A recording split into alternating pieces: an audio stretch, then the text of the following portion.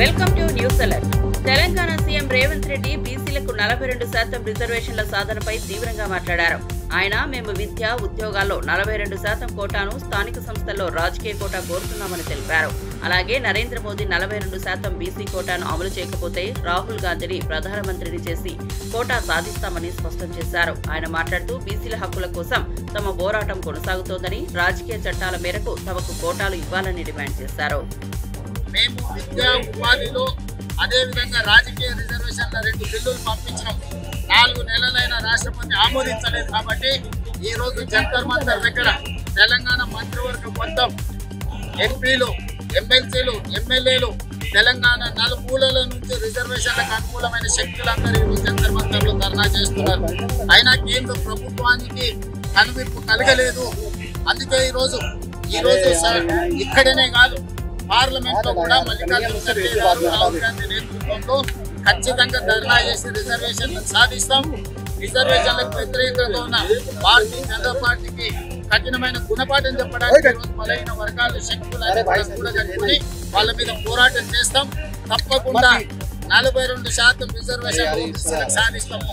నరేంద్ర మోడీ గారికి ఇచ్చిందా సరే, ఇవ్వకపోతే నరేంద్ర మోడీ గారిని గద్దె నుంచి దించి రాహుల్ గాంధీ గారిని దేశానికి ప్రధానమంత్రిని చేసి 42% రిజర్వేషన్లు సాధించే వరకు కాంగ్రెస్ పార్టీ విశ్రమించబోతుంది.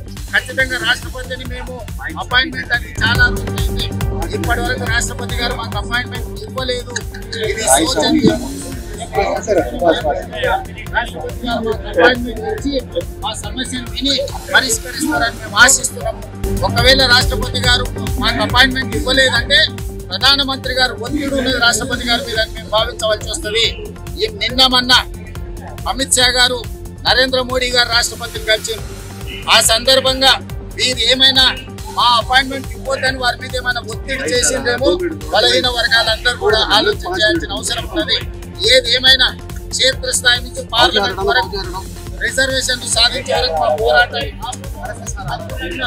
మోడీ గారి బీజేపీ మెడలు వంచి రిజర్వేషన్లు సాధిస్తాం. లేకపోతే మోడీ గారిని కుర్చీ మీద నుంచి రాహుల్ గాంధీ గారిని ప్రధానమంత్రి చేసి మేము రిజర్వేషన్లు సాధించుకుంటామని చెప్పి ఈ సందర్భంగా అందరికీ తెలియజేస్తున్నాం. డిప్యూటీ సీఎం బట్టి విక్రమార్క బీసీలకు 42% రిజర్వేషన్ల సాధనపై కట్టుబడి ఉన్నట్లు తెలిపారు. బీసీ బిల్లు సాధించి స్థానిక సంస్థల ఎన్నికల్లో అమలు చేస్తామని చెప్పారు. ఆయన విమర్శలు చేస్తూ కొంతమంది అవగాహన లేకుండా మాట్లాడుతున్నారని పేర్కొన్నారు. బీసీ రిజర్వేషన్ల కోసం పోరాటం చేసే ముందు వారు ఈ విషయంపై జాగ్రత్తగా ఉండాలని సూచించారు. బీసీల హక్కుల సాధన కోసం పూర్తి కట్టుబడితో పనిచేయాలని స్పష్టం చేశారు. ఏ నిబంధనతో అయితే విద్యా ఉద్యోగ అవకాశాల్లో 42% కల్పిస్తామో అదే నిబంధనతో చట్టాలు చేసి రాష్ట్ర ప్రభుత్వం భారత ప్రభుత్వానికి ఇది రాష్ట్ర ప్రభుత్వానికి భారత ప్రభుత్వానికి పంపించినటువంటి చట్టం.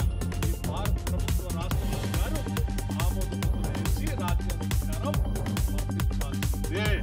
ఇదేదో కాంగ్రెస్ పార్టీ, భారతీయ జనతా పార్టీ సంబంధించిన ఆంక్షలు కానే కాదు. ఇది ఒక రాష్ట్ర ప్రభుత్వానికి, కేంద్ర ప్రభుత్వానికి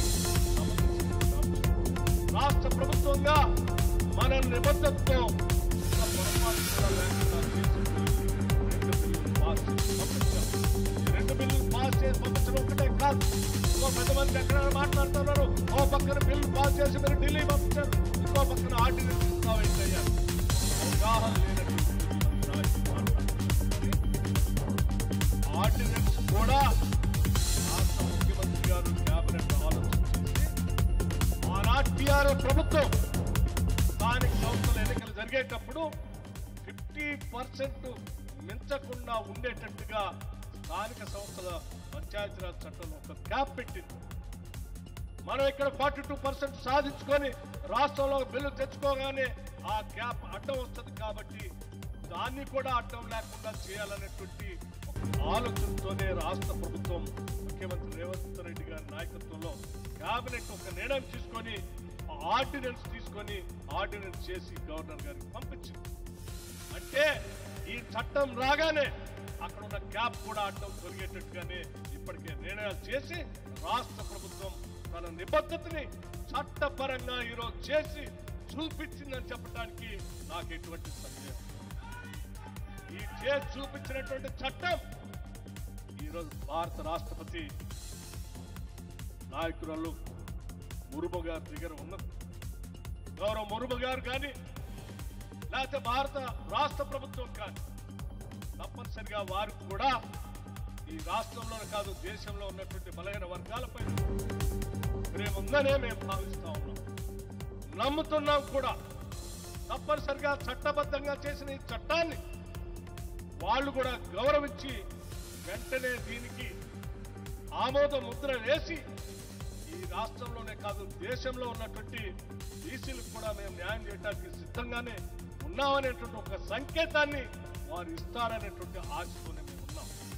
అందుకే ఈరోజు రాష్ట్ర ముఖ్యమంత్రి రేవంత్ రెడ్డి గారి నాయకత్వంలో యావత్ కేబినెట్ మొత్తం శాసనసభ్యులు, శాసన మండలి సభ్యులు, పార్లమెంటు సభ్యులు, రాష్ట్రానికి సంబంధించిన మొత్తం కార్పొరేషన్ చైర్మన్లు, జిల్లా కాంగ్రెస్ కమిటీ అధ్యక్షులతో సహా ఇక్కడికి వచ్చి ఒక ధర్నా కార్యక్రమాన్ని ఏర్పాటు చేయమంటే ఈ ధర్నా కార్యక్రమం ద్వారా ఈ ప్రభుత్వానికి గౌరవ రాష్ట్రపతి గారికి హరీష్ రావు కాళేశ్వరంపై కాంగ్రెస్ చేస్తున్న దుష్ప్రచారంపై స్పందించారు. కమిషన్ 665 పేజీలలో కొన్ని భాగాలను మాత్రమే బయటపెట్టి అబద్ధపు ప్రచారాలు చేస్తున్నారని ఆయన అన్నారు. కాళేశ్వరం రిపోర్ట్ కాదు కాంగ్రెస్ రిపోర్ట్ అని స్పష్టం చేసిన హరీష్ తప్పుడు ప్రచారం తిప్పికొట్టినట్టు చెప్పారు. కాళేశ్వరం ఒక గొప్ప ప్రాజెక్ట్, తెలంగాణకు జీవధార అని పేర్కొన్నారు. కాంగ్రెస్ తప్పుడు ప్రచారం చేసే సమయంలో నిజాలు బయటపెట్టిన హరీష్ రావు కాళేశ్వరం ప్రాజెక్ట్ ఆధారిత నిజాలను ప్రజలకు చేరవేస్తున్నారు. ఆనాడు మేము మహారాష్ట్రతో కేసీఆర్ గారు ఒక చారిత్రాత్మక ఒప్పందం చేశారు. అటు మేడిగడ్డకు, ఇటు వార్ధా మీద, అటు చెనాకా కొరాటాకు ఒకేసారి 3 అగ్రిమెంట్లు చేసినారు. అంటే ఇచ్చిపుచ్చుకునే ధోరణితో మహారాష్ట్రను ఒప్పించి మెప్పించి 3 అగ్రిమెంట్లు చేశారు. ఆనాడు ఉత్తమ్ కుమార్ రెడ్డి మాట్లాడతాడు, ఏమని మాట్లాడిందంటే, లేలే మేము ఆల్రెడీ 152 మీటర్లకు అగ్రిమెంట్ చేసినాం, నువ్వు ఎట్ట తగ్గించినవు అన్నాడు. ఆనాడు ఎయిర్పోర్ట్లో కేసీఆర్ గారు మాట్లాడారు, ఉత్తమ్ కుమార్ రెడ్డి నువ్వు 152 మీటర్లకు అగ్రిమెంట్ చేసుంటే ఇంకా గంట సేపు నేను ఇన్నే ఉంటా, నువ్వు రా, ఆ అగ్రిమెంట్ నాకు చూపి నేను ఇక్కడ నుంచి రాజ్ భవన్కు పోయి రాజీనామా చేస్తాను. ఆ రోజు కేసీఆర్ గారు సవాల్ చేశారు. ఇది నేను నోటి మాట చెప్తలే, నా వీడియో కూడా మీరు చూడండి కావాలంటే. ఆనాడు కేసీఆర్ గారు బేగంపేట ఎయిర్పోర్ట్లో ఆనాటి ఉత్తమ్ కుమార్ రెడ్డి ఫేక్ మాటలకు, గోబల్స్ మాటలకు జగదీష్ బీఆర్ఎస్ బనకచర్ల కోసమే కాళేశ్వరంను పక్కన పెట్టిందని ఆరోపించారు. కాళేశ్వరం రిపోర్ట్ కాదు, అది కాంగ్రెస్ రిపోర్ట్ అని చెప్పారు. చంద్రబాబు, బీజేపీ, కాంగ్రెస్ సంయుక్తంగా కాళేశ్వరంపై నిందలు వేస్తున్నారని విమర్శించారు. రిపోర్ట్ పైన ప్రచారం చేస్తున్నప్పుడు అసలైన విషయాలు ప్రజలకు అర్థం కావాలని చెప్పిన జగదీష్ కాళేశ్వరం ప్రాజెక్టు ప్రపంచంలోనే గొప్పదని తెలిపారు. ప్రజల మధ్య అనుమానాలను సృష్టించే ప్రతి కృషి తిప్పికొట్టే విధంగా కేసీఆర్ ప్రజాసేవ చేస్తున్నారని ఆయన పేర్కొన్నారు. వాస్తవానికి క్యాబినెట్ అంతా కూర్చొని హడావుడి చేసి ఒక ఆయన ఇంగ్లీష్ లో, ఒక ఆయన తెలుగులో, ఒక ఆయన ఏదో భాషలో మాట్లాడిన కేసీఆర్ పై చేసిన ఆరోపణల పర్వం ఏదైతే ఉందో అది మొత్తం కూడా కాళేశ్వరం కమిషన్ రిపోర్ట్ కాదు, కాకరకాయ పోర్టు కాదు, కొత్తిమీర కట్ట కూడా కాదు. అది కేవలం కాంగ్రెస్ బీజేపీల ఆరోపణల చిట్ట. అది కేవలం కాంగ్రెస్ బీజేపీల ఆరోపణల చిట్ట తప్ప అది కమిషన్ నివేదిక కాదు. కమిషన్ నివేదికను బయటపెట్టకుండా దాంట్లో అని చెప్పి వీళ్ళు సొంతంగా రాసి తయారు చేసి ఓడించింది తప్ప అది ఇంకొకటి కాదు. ఎట్టి పరిస్థితులలో కూడా కాళేశ్వరం కట్టింది టీఆర్ఎస్, అందులో సందేహం లేదు. కాళేశ్వరంతోనే తెలంగాణ సస్యశ్యామలమైంది, అందులో సందేహం లేదు. కాళేశ్వరమే ఎప్పటికీ తెలంగాణకు జీవధార, అందులో సందేహం లేదు. ఈ 2-3 సంవత్సరాలు ఈ దుర్మార్గ కాంగ్రెస్ పాలన, బీజేపీ సమైక్య అందులో ఏజెంట్ల పాలన ఉన్నంత కాలం కొంత ఇబ్బంది పడతారేమో ప్రజలు, కానీ మళ్ళీ తప్పకుండా కేసీఆర్ వస్తారు, మళ్ళీ కాళేశ్వరమే మళ్ళీ మనను బతికిస్తుంది, అందులో సందేహం లేదు. దానికి వాళ్ళ సూర్యాపేట తుంగతుర్తి ఈ తాలూకాలే ఉదాహరణ. కాళేశ్వరం మొట్టమొదటి నీళ్లను తాగింది ఈ భూములు, ఈ సూర్యాపేట జిల్లా భూములు. మొట్టమొదటి ఫలితాన్ని తీసుకుంది కూడా సూర్యాపేట జిల్లా భూములే. తప్పకుండా ఈ ప్రాంత ప్రజలు పెద్ద ఎత్తున దానిపైన పోరాటానికి సిద్ధమవుతున్నారు. ఇది కేవలం ఏదో కేసీఆర్ బదనాం చేస్తామని చెప్పి గత 2 సంవత్సరాల కాలంగా ఏదైతే పైన మోడీ గారి ఆశీస్సులతోని, పక్కన చంద్రబాబు గారి డైరెక్షన్ లో బనకచర్ల కొరకే ఏదైతే కాళేశ్వరాన్ని పండబెడుతున్నారో తప్పకుండా ఈ కుట్రలన్నింటినీ కూడా బయట పెడతాం, చీల్చి చెండాడతాం. రేపు శాసనసభలో కూడా తప్పకుండా దీన్ని నిలదీస్తాం. కాళేశ్వరం మంచిగా ఉంది, మీరు అందరు చూసిండ్రు, స్వయంగా నేను దానిపై నిలబడి చూసి మాట్లాడి చెప్పొచ్చినా మేము చెప్పినాం, మేము ఛాలెంజ్ చేసినాం. మాకు కాళేశ్వరం కేసీఆర్ కి అప్పచెప్పండి, 4 రోజుల్లో మొత్తం ఇటు కింద చిన్న సీతారాం తండ్రి దాకా నీళ్ళు తీసుకొస్తాం, రావి చెరువు నింపి ఇటు మోతి చివరి దాకా తీసుకుపోతాం.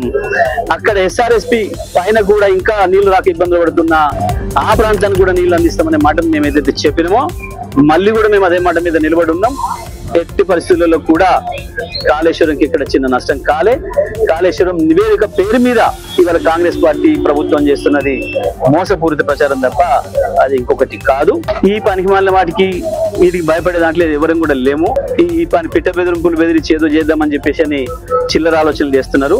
స్థానిక సంస్థల ఎన్నికలు వస్తున్నాయి, మళ్ళొక్కసారి దాంట్లో నుంచి బయటపడడం కొరకు మాత్రమే చేస్తున్న ఈ చిల్లర ప్రయత్నం డైవర్షన్ పాలిటిక్స్ తప్ప ఇంకొకటి కావు. కేసీఆర్ గారిని బదనం చేయాలి, కుట్ర చేసి రకరకాల నిందలు వేయాలి, ఈ ప్రచారాన్ని రోజు పేపర్లలో రాయించుకోవాలి, దాంతో తెలంగాణ ప్రజల్ని మళ్ళొకసారి మోసం చేయాలనే ప్రయత్నంలో భాగంగా చేస్తున్న చిల్లర చేస్తే తప్ప ఇది ఇంకోటి కాదు. అది కాళేశ్వరం నివేదిక కానీ కాదు, అది అందులో సందేహం ఏం లేదు. బీసీ రిజర్వేషన్ల విషయంలో కాంగ్రెస్ పార్టీ ఇప్పటికీ కూడా మోసం చేసే ప్రయత్నంలోనే ఉంది. కామారెడ్డి డిక్లరేషన్ ఇచ్చి ఈ రాష్ట్రంలో ఉండే బీసీ ప్రజల ఓటును వేయించుకొని మోసం చేసి ఇవాళ తప్పించుకొని ముఖం లెక్క డ్రామాలు చేసి జంతర్ మంతర్ దగ్గర జంతర్ మంతర్ల వేషాలు వేస్తున్నారు వీళ్ళు.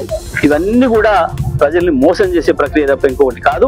420 హామీలు ఇచ్చి అన్ని రకాల మోసం చేశారు ప్రజల్ని. నిరుద్యోగ యువతిని మోసం చేశారు, ఉద్యోగాల విషయంలో విద్యార్థుల్ని 5 లక్షలు ఇస్తామని స్కూటీలు ఇస్తామని మోసం చేశారు, 2,500 ఇస్తామని మహిళల్ని మోసం చేశారు, 2 లక్షల రుణమాఫీ రైతుల్ని మోసం చేశారు, నెలకి 2,500 ఇస్తామని మహిళల్ని మోసం చేశారు, 15,000 ఇస్తామని చెప్పి రైతుల్ని. ఇందిరాగాంధీ పేరు చెప్పుకుని అధికారంలోకి వచ్చిన రేవంత్ రెడ్డికి మహిళలకు గౌరవం ఇవ్వడం తెలియదు అని మాజీ మంత్రి విమర్శించారు. మహిళలకు ప్రోటోకాల్ ప్రకారం ప్రభుత్వ మీటింగ్స్ లో రక్షణ ఇవ్వమని అడిగితే కాంగ్రెస్ ప్రభుత్వానికి సోయలేదని అన్నారు. రేవంత్ రెడ్డి ప్రభుత్వానికి మహిళలకు ప్రాథమిక రక్షణ కూడా అవసరం లేదని, ఈ అంశంపై మహిళా హక్కుల రక్షణపై ప్రభుత్వ చర్యలు ఉండాల్సిన అవసరం ఉందని వ్యాఖ్యానించారు. రేవంత్ రెడ్డి గారి పాలనకు ఒక మచ్చుతునుక మొన్ననే పత్రికల్లో వచ్చింది. రేవంత్ రెడ్డి గారి పాలన అంటే ఇందిరమ్మ రాజ్యం, ఇందిరమ్మ పాలన, ప్రజా పాలన అని చాలా గొప్పగా చెప్తారు. ప్రతి దానికి ఒక మహిళను ఇందిరాగాంధీ గారిని ముందు పెడతారు. ఆ పేరును వాడుకొని అధికారంలోకి వచ్చిన రేవంత్ రెడ్డి గారిని మాత్రం మహిళల్ని గౌరవించాలన్న ఇంగిత జ్ఞానం, మహిళల్ని గౌరవంగా చూసుకోవాలి. చూసుకోమంటే మేమేం నిన్ను మమ్మల్ని పీటలేసి కూర్చోబెట్టమనట్లేదు. మాకుండే ప్రోటోకాల్ ప్రకారం వారికి ఉండే హక్కు అది. మరి దాన్ని మాత్రమే కాపాడమని, దానికి మాత్రమే రక్షణ ఇవ్వమనంటే అక్కడ కూడా సోయలేదు. ఒకవైపు మహిళ పేరు చెప్పి అధికారంలోకి వస్తారు, ఆమె పేరు మీద పాలన సాగుతుంది అని చెప్తారు. కానీ ఇక్కడేమో మహిళలకు రక్షణ లేదు. మహిళలకే కాదు, రాష్ట్రంలో బీఆర్ఎస్ పార్టీ శాసనసభ్యులు ఎక్కడున్నా కూడా ఇదే తీరును అవలంబిస్తున్నారు. ఇన్ని రోజులు మీరు కొత్తగా వచ్చిరు, ఏదో కొత్తగా పెత్తనం వచ్చింది, 4 రోజులు మరి మేము సహించాం. కానీ రాబోయే రోజుల్లో ఇలాంటి ఘటనలు పునరావృతమైతే తప్పకుండా అక్కడ దానికి బాధ్యులైన కాంగ్రెస్ పార్టీ నాయకులు కావచ్చు, ప్రజాప్రతినిధులు కావచ్చు, వారికి సరైన రీతిలో బుద్ధి చెప్పే విధంగా మేము తప్పకుండా బీఆర్ఎస్ పార్టీ మేము పనిచేస్తామని చెప్పి నేను ఈ సందర్భంగా తెలియజేస్తా ఉన్నాను. మరి నేను ఇందాక అన్నట్టు ఇందిరమ్మ అధికారంలోకి రాగానే ఇందిరమ్మ ఇండ్లు అన్నారు. ఇందిరమ్మ ఇండ్లు పూర్తి అయినట్టు రేషన్ కార్డులకు పోయింది. కానీ ఇందిరమ్మ ఇండ్ల గతి ఏందో నిన్ననే పేపర్లలో వచ్చింది. ఈ రాష్ట్రంలో 4 లక్షల ఇండ్లు ఇస్తున్నాం, ప్రతి నియోజకవర్గానికి 3,500 ఇండ్లు ఇస్తున్నాం. ఎవరైనా పరపతి ఉండి కొంచెం పెద్ద నోరు ఉంటే వాళ్ళకి కొంచెం ఎక్కించుకున్నారు. ఇదంతా పేపర్ల మీదే చూస్తాం. కానీ మొన్నటి వరకు వాళ్ళు పూర్తి చేసిన ఇండ్ల సంఖ్య 2 మాత్రమే. 2వ గృహ ప్రవేశమైందని చెప్పిండ్రు. అంటే 4 లక్షల ఇండ్లు 20. దేశంలో అన్ని వ్యవస్థలను భ్రష్టు పట్టించిన కాంగ్రెస్ పార్టీకి వ్యవస్థల గురించి మాట్లాడే నైతిక హక్కు లేదు అని శాసనమండలి ప్రతిపక్ష నేత మధుసూదనాచారి అన్నారు. కమిషన్ రిపోర్టులో తమకు ఇష్టం వచ్చిన అంశాలను మాత్రమే లీక్ చేశారని ఆయన అన్నారు.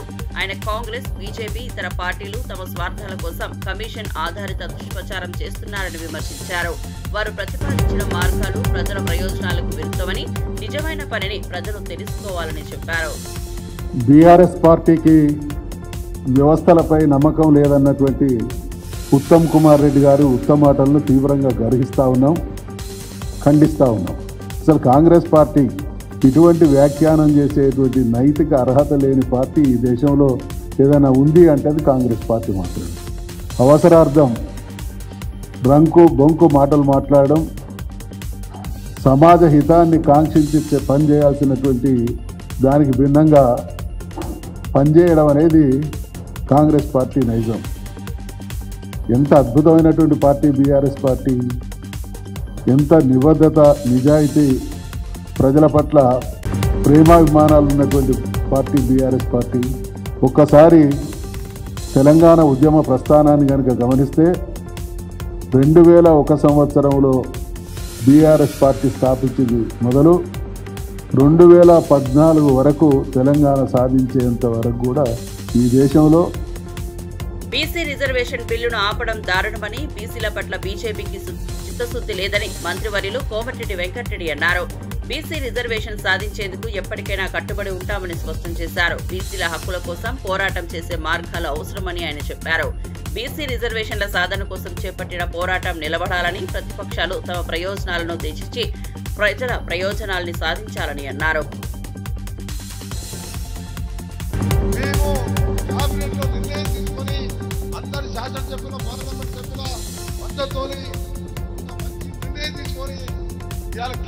గవర్నర్ గారు పంపిస్తే 42% వారి జనాభా ప్రకారం వారికి కావాల్సిన రిజర్వేషన్ల విషయంలో ఆపడం ఇంతకంటే ఘోరమైనది ఎక్కడ కూడా చూడలేము పరిస్థితి.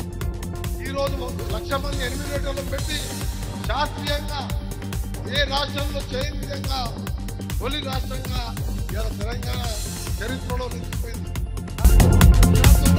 ఇక్కడ ఉన్న ఎన్డీఏ పాలకులు కానీ రాష్ట్రంలో ఉన్న ఇక్కడ దాన్ని మార్పెడతాం. అందుకనే మనము ఈరోజు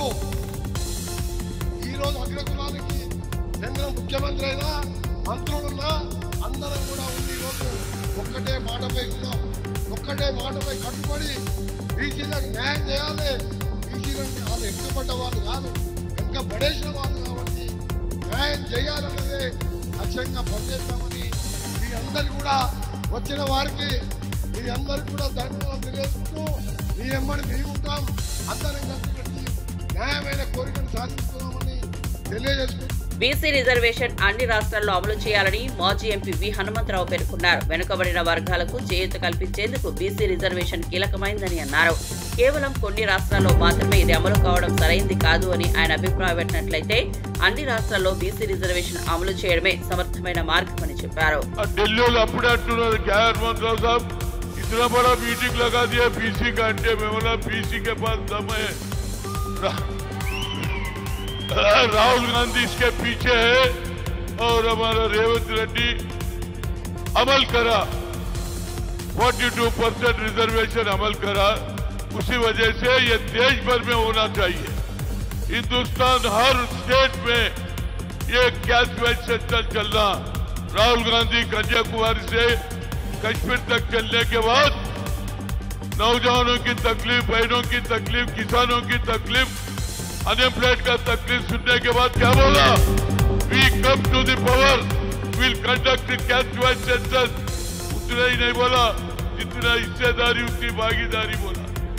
जितना हिस्सेदारी उनको बराबर हक मिलना चाहिए बोला. तो इसी वजह से इतना अच्छा मीटिंग हो रहा. और मैं फिर गुजारिश है, మిత్రులారా వెనుక చాలా మంది ఉన్నారు రా భయ్, అందరు ముందుకు రండి. మా మంత్రి గారు అడుగుతున్నాడు పొన్నం ప్రభాకర్ ఏమనుకుంటానా, మన వాళ్ళు అందరు వెనుకకుంటే ఎట్లా, అందరు రండి ముందుకు రండి. ఆడ నిలబడొద్దురా భయ్, అందరు ఎంపీలు వస్తున్నారు. ఎంపీలకు తెలవాలి, వాళ్ళ రాష్ట్రంలో పోయి చెప్పాలి ఏమని, అరే तेलंगाना में जोरदार हुआ मीटिंग, तो इस वजह से अपने पास भी लगाने की बात होती. అందుకొచ్చి అందరూ వెనుకకున్న వాళ్ళందరూ ఈ బ్యాక్ సైడ్ ఉన్న వాళ్ళందరూ కూడా ఏది ఆ క్యాంటీన్ దగ్గర ఉన్న తినేటోళ్ళు కానీ చా తాగేటోళ్ళు కానీ అందరు ముందుకు రావాలి. యావత్ భారతదేశంలో ఉన్న అన్ని ఎంపీలు వస్తున్నారు. ముఖ్యంగా సెక్యులర్ సిద్ధాంతాన్ని నమ్ముతున్నటువంటి ఇండియా కూటమి పార్లమెంట్ మెంబర్స్ వస్తున్నారు. కాబట్టి మన సంఖ్య ఎంతో చూపిస్తే వాళ్ళు మహారాష్ట్రలో పోయి, వాళ్ళు గుజరాత్లో పోయి, వాళ్ళు మధ్యప్రదేశ్ లో పోయి బీసీ బిడ్డలు అడుక్కోవాలా? బీజేపీకి సిగ్గుందా అని ఎమ్మెల్సీ విజయశాంతి ప్రశ్నించారు. బీసీ రిజర్వేషన్ పై తాము ఎప్పటికైనా పోరాటం చేస్తామని తెలిపారు. బీసీ రిజర్వేషన్ల సాధన కోసం ఆమె మరియు ఇతర పార్టీ నాయకులు ఏ ప్రతిపక్షం ద్వారా పోరాటం చేస్తున్నారో అర్థం చేసుకోవాలన్నారు. బీసీ రిజర్వేషన్లపై ప్రత్యేక శ్రద్ధను ప్రయోగించడమే ప్రజలపై జరుగుతున్న అన్యాయాలను అడ్డుకోవడమేనని విజయశాంతి అన్నారు. భారతదేశంలో అత్యధిక జనాభా దాంట్లో అత్యధికంగా ఉన్నది మన బీసీ బిడ్డలే. అలాంటి బీసీ బిడ్డలు ఇవాళ నడి రోడ్డు మీదకి వచ్చి మా 42% బీసీ రిజర్వేషన్ చేయండి అని మోడీ గారిని అడుగుతున్నారు. బీజేపీకి సిగ్గుందా అని అడుగుతున్నాను. బీసీ బిడ్డలంటే అడుక్కోవాలా? ఇవ్వరా? న్యాయం చేయరా? అంటే మా శ్రమని దోచుకుంటారు, మా ఓట్లు గుంజుకుంటారు. కానీ పార్లమెంట్ లో బీసీ బిల్లు పెట్టి పాస్ చేయమంటే వెనకడుగు వేస్తారు. అయినా మేము విడిచిపెట్టాం. కాంగ్రెస్ ముందడుగు వేసింది, సాధించే వరకు విడిచిపెట్టే ప్రసక్తి లేదు. బీసీ బిడ్డలారా, తెలంగాణ ఉద్యమం అనేక కష్టాలు నష్టాలు పోరాటాలు చేశాం. ఫైనల్ గా సోనియామ్మ మనకి తెలంగాణ ఇచ్చింది, సాధించుకున్నాం. అదే విధంగా బీసీకి కూడా 42% రిజర్వేషన్ కూడా డెఫినెట్ గా సాధిస్తాం. వదిలిపెట్టే ప్రసక్తి లేదు. ఇవాళ నిజంగా బీసీ బిడ్డల గురించి చెప్పాలంటే చాలా తక్కువే, ఎంత చెప్పినా తక్కువే. మన భారతదేశం అభివృద్ధి చెందిందంటే దాంట్లో బీసీ బిడ్డలు పెద్ద పాత్ర పోషించారు. వాళ్ళ సాక్రిఫైస్, వాళ్ళ శ్రమ, వాళ్ళ కమిట్మెంట్, వాళ్ళ త్యాగాలు ఈ భారతదేశానికి ఇచ్చింది. చేతి వృత్తుల కోసం ఎంతో కష్టపడ్డారు. చేతి వృత్తులు చేసుకుని ఎంతో సంతోషంగా బతికేవారు. బీసీలకు 42% రిజర్వేషన్లు, ముస్లింలకు 10% రిజర్వేషన్లు ఎందుకు అని గోషామహల్ ఎమ్మెల్యే రాజాసింగ్ ప్రశ్నించారు. బీసీల రిజర్వేషన్లు సాధించేందుకు ఢిల్లీకి వెళ్లిన కాంగ్రెస్ కు ధన్యవాదాలు అని ఆయన అన్నారు. ముస్లింలకు బీసీ కోటాలో రిజర్వేషన్లు ఇవ్వడం సరైంది కాదని స్పష్టం చేశారు.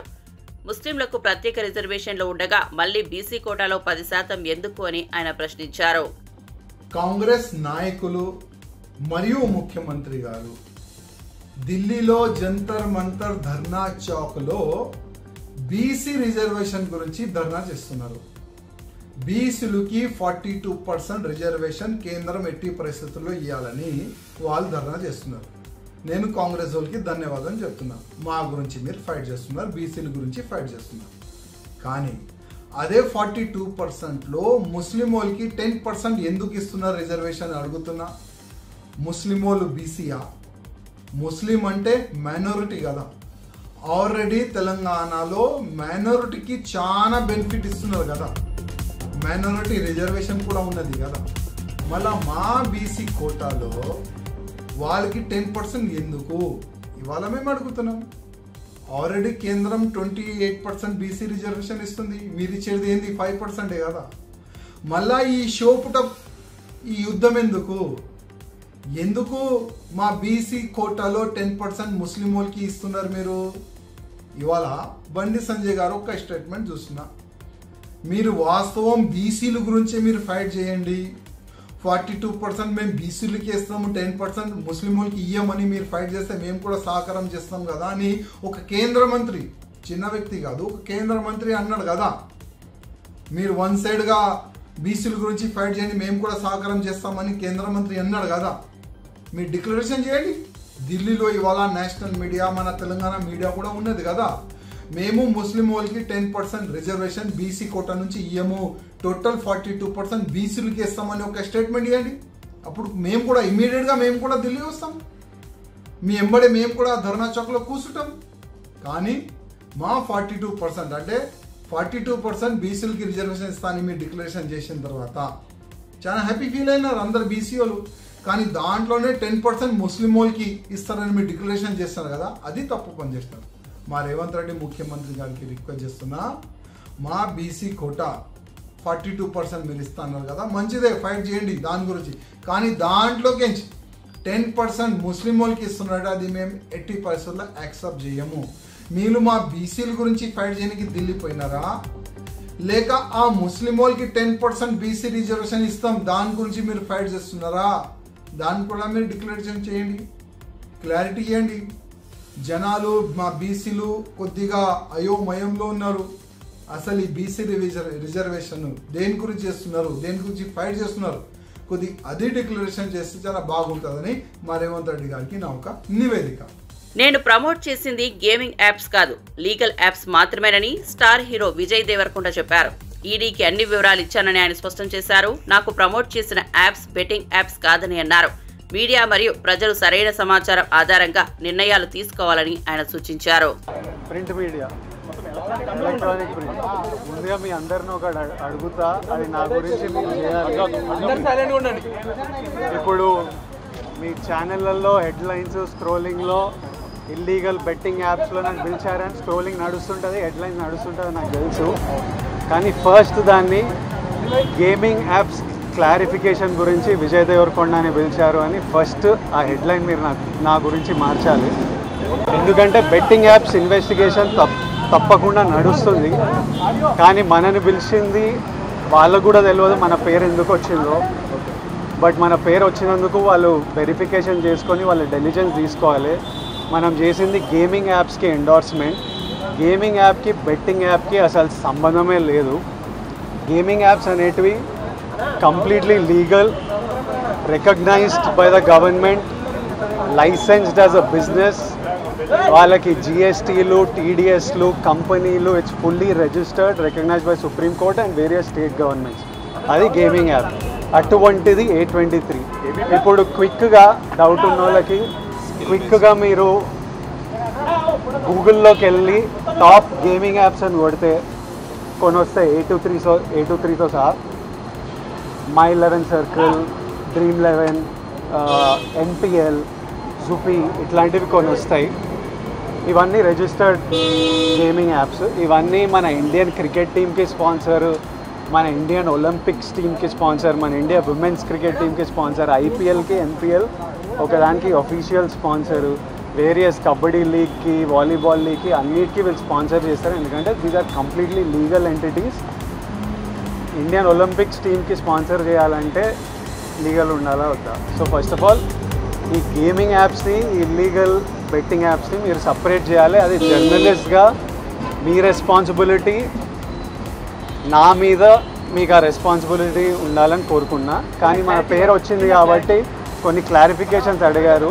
ఆ clarification account details, transaction details ఏంటి ఆ కంపెనీ అవన్నీ పంపించేసినాము. ఇంతటితో సమాప్తం. Thank you. తెలంగాణలో గేమింగ్ యాప్స్ నిషేధం, సో అవి కూడా ఇక్కడ వైరల్ అయ్యాయి. చాలా మంది దాని వల్ల కూడా ఇన్ఫ్లుయెన్స్ గురయ్యారు అనేది. ఇప్పుడు legal apps geo location lock ఉంటుంది. మీరు కొంచెం రీసెర్చ్ చేసి ఈ యాప్ A23 యాప్ తెలంగాణలో వాడాలని చూడండి. అది ఓపెన్ కాదు.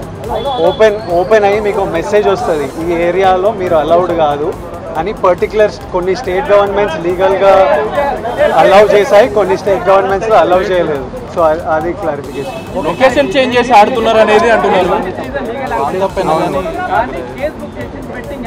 అవును అవును. Thank you.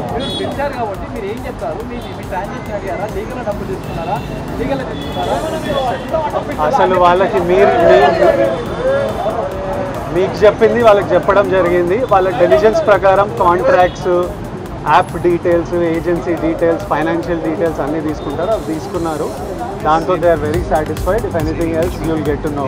మీ అందరికీ ఫ్యూచర్లో తెలుస్తుంది. Thank you guys.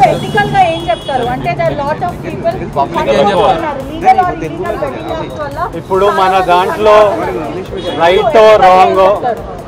రైటో రాంగో మన దేశంలో డిసైడ్ చేయడానికి సుప్రీంకోర్టు ఉంది, స్టేట్ గవర్నమెంట్లు ఉన్నాయి. వాళ్ళు ఓకే అంటే మనకు డిస్కషన్ ఉండకూడదు. So I think they are the bodies to decide what is right and what is wrong. Thank you.